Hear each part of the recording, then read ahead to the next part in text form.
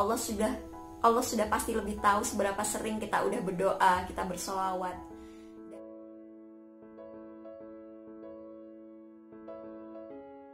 Assalamualaikum warahmatullahi wabarakatuh. Halo semuanya, jumpa lagi di DNA Sutari.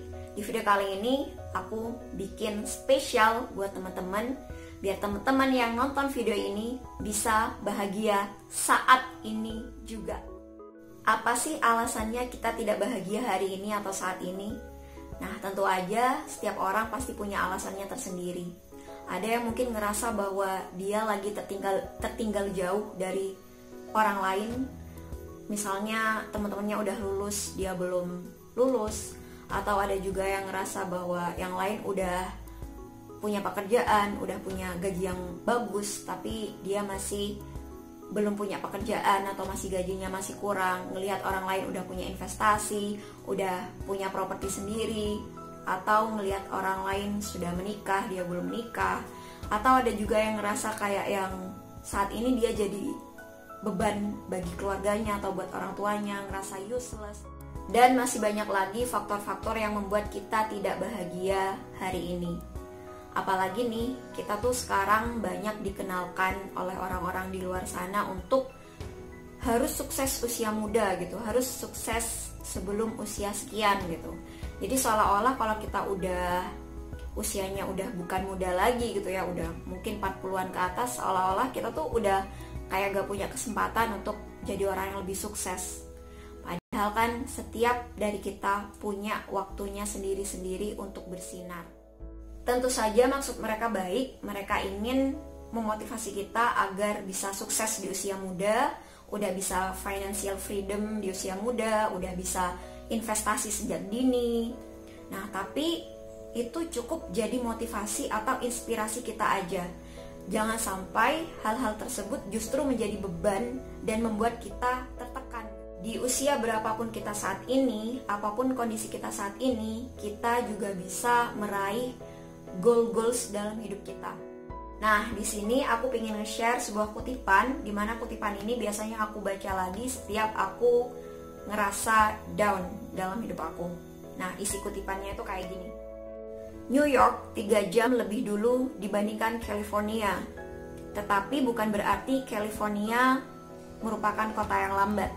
Mereka sama-sama punya waktu 24 jam. Seseorang lulus usia 22 tahun, tetapi harus menunggu 5 tahun untuk dapat pekerjaan. Seseorang udah jadi CEO di usia 25 tahun, tapi meninggal di usia 50 tahun. Sementara ada yang jadi CEO di usia 55 tahun dan bisa hidup sampai 90 tahun. Seseorang ada yang masih single, sementara yang lain sudah menikah. Obama pensiun jadi presiden di usia 55 tahun. Sedangkan Trump baru mulai menjadi presiden di usia 70 tahun. Setiap orang di dunia ini bekerja berdasarkan zona waktunya masing-masing. Orang-orang di sekitar kita kadang terlihat jauh di depan kita. Tetapi setiap orang berlari pada jalannya masing-masing dan pada waktunya mereka masing-masing. Jangan iri pada mereka dan jangan juga mengejek mereka. Jadi kalau kita tertinggal, seolah-olah tertinggal, jangan iri. Tapi kalau kita udah di depan, ngerasa di depan dari orang lain, kita juga jangan mengejek. Karena mereka punya waktu mereka sendiri-sendiri. Dan kamu juga punya waktumu sendiri. Hidup hanya tentang menunggu saat yang tepat untuk bertindak.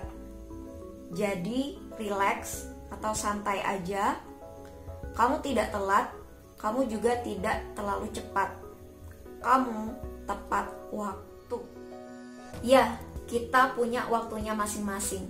Allah sudah menyiapkan skenario terbaik untuk setiap hambanya dan tidak ada yang terlalu cepat atau terlalu lambat. Semuanya tepat waktu.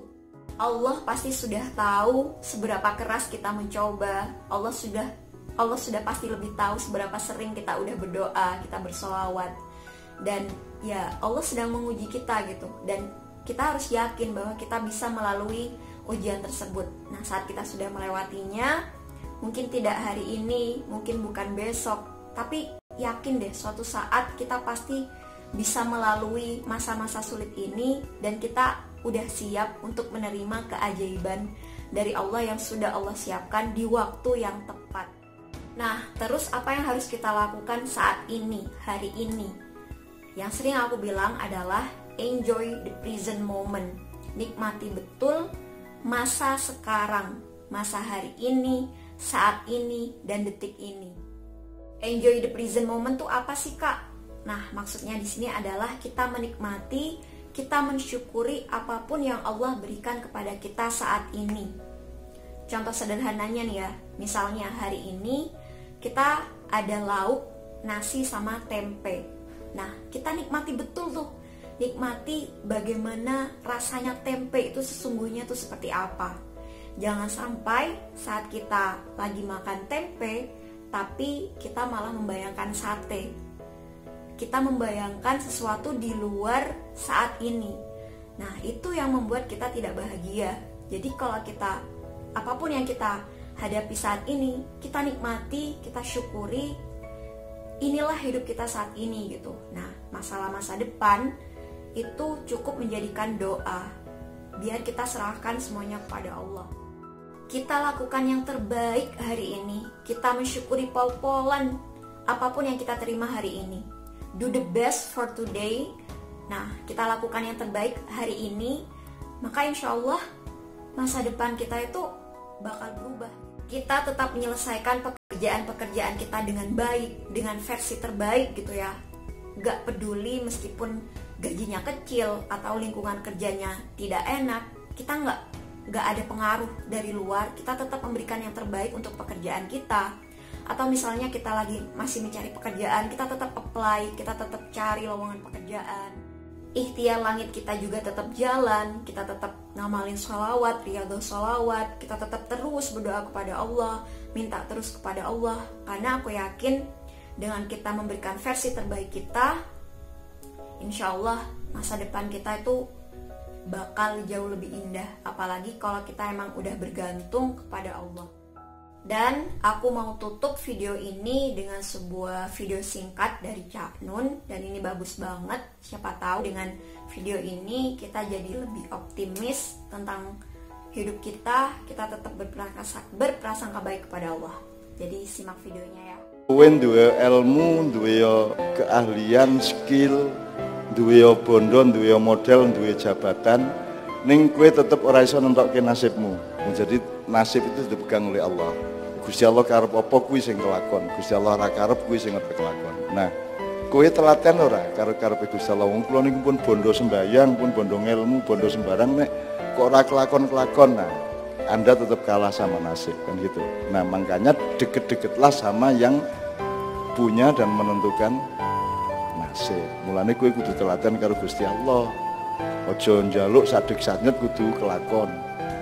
Gitu. Jadi sabar sama hendaknya memahami piye to janjane Gusti Allah karepe didoleki, dijaluki terus, istikharah terus, istighfar terus, kalimat thayyibah terus sampai suatu hari Allah tidak tega untuk tidak menunjukkan rahasianya. Lah ngoten nah. Dadi sing telaten karo.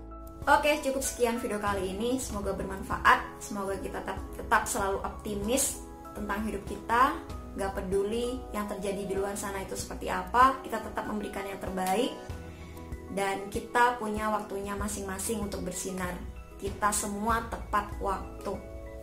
Oke, cukup sekian. Terima kasih. Semoga bermanfaat. Dan sampai jumpa di video-video yang selanjutnya, insya Allah. Wassalamualaikum warahmatullahi wabarakatuh. Bye-bye.